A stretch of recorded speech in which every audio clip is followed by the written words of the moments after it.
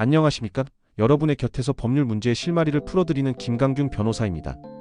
변호사님, 사기를 당했는데 돈이 엉뚱한 사람 계좌로 들어갔습니다. 그 사람에게 돌려달라니 자기는 받을 돈이 있어서 받은 거라는데요. 제 피 같은 돈 정말 이대로 못 돌려받는 건가요?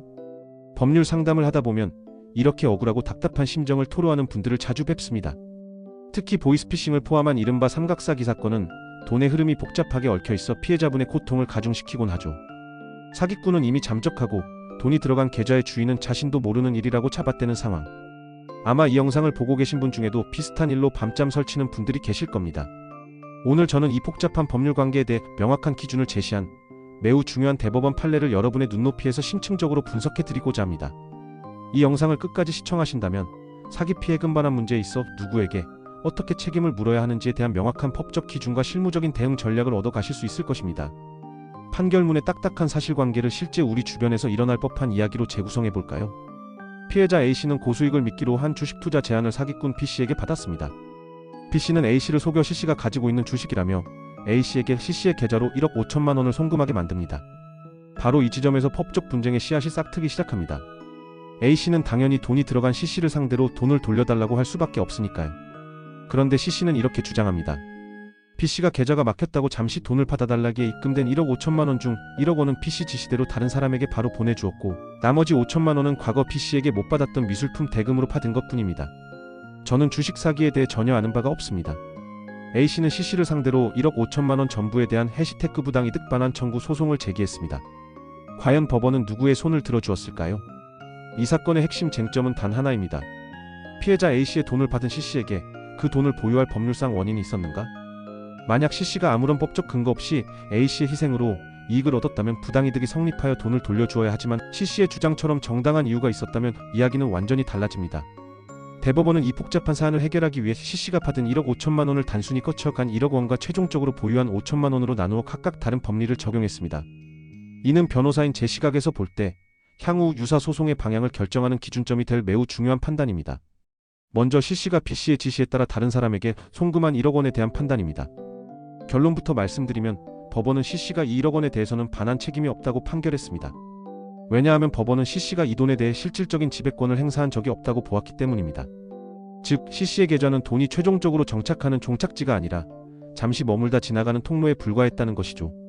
이득을 얻은 주체가 C씨가 아니므로 C씨에게 부당이득 반환을 청구할 수 없다는 논리입니다. 피해자 입장에서는 매우 안타깝지만 이는 확립된 법리이기도 합니다.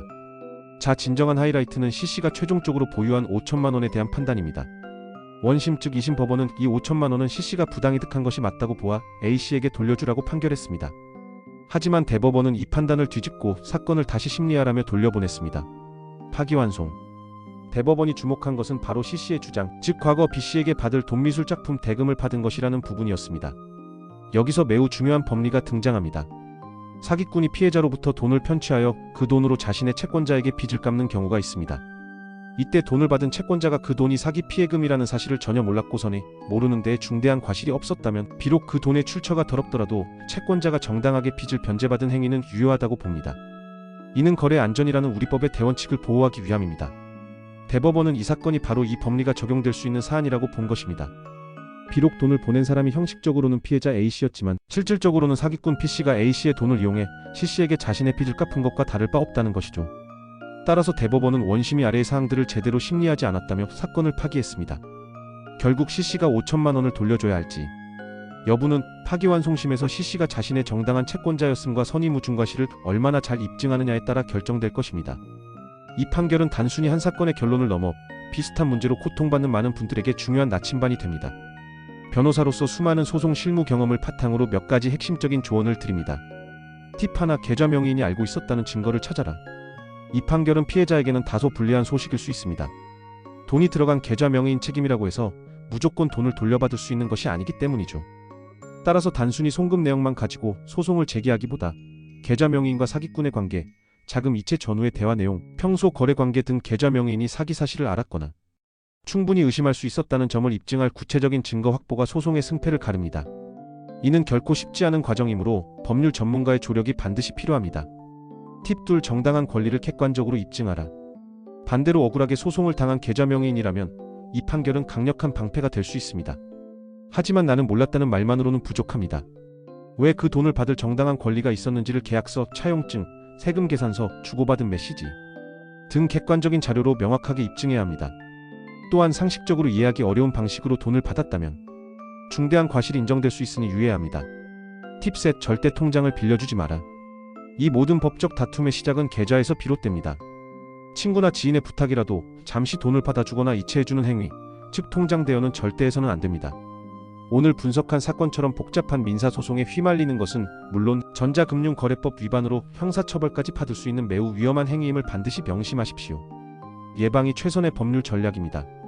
오늘 우리는 대법원 판결을 통해 삼각사기 사건에서 사기 피해 금반환 책임이 어떻게 결정되는지를 살펴보았습니다. 핵심은 단순히 돈이 거쳐가는 통로 역할과 정당한 빚을 변제받은 선의의 채권자를 법원이 명확하게 구별한다는 점입니다. 법은 이처럼 각자의 구체적인 사정과 돈의 실질적인 성격을 따져 매우 정교하게 움직입니다. 따라서 섣부른 자가 진다는 더 큰 화를 부를 수 있습니다. 만약 위와 비슷한 어려움을 겪고 계시다면 혼자 끙끙 앓지 마시고 저 김강균 변호사와의 상담을 통해 사실관계를 면밀히 분석하고 최적의 법적 해결책을 찾아보시기 바랍니다. 수년간의 풍부한 소송 실무 경험을 가진 대한민국 변호사로서 여러분의 정당한 권리를 되찾는 길에 든든한 동반자가 되어드리겠습니다. 상담 문의는 영상의 더보기란을 참고하세요. 오늘 영상이 도움이 되셨다면 구독과 좋아요, 알림 설정까지 부탁드립니다. 다음 영상에서 더 유익한 법률 정보로 찾아뵙겠습니다. 감사합니다.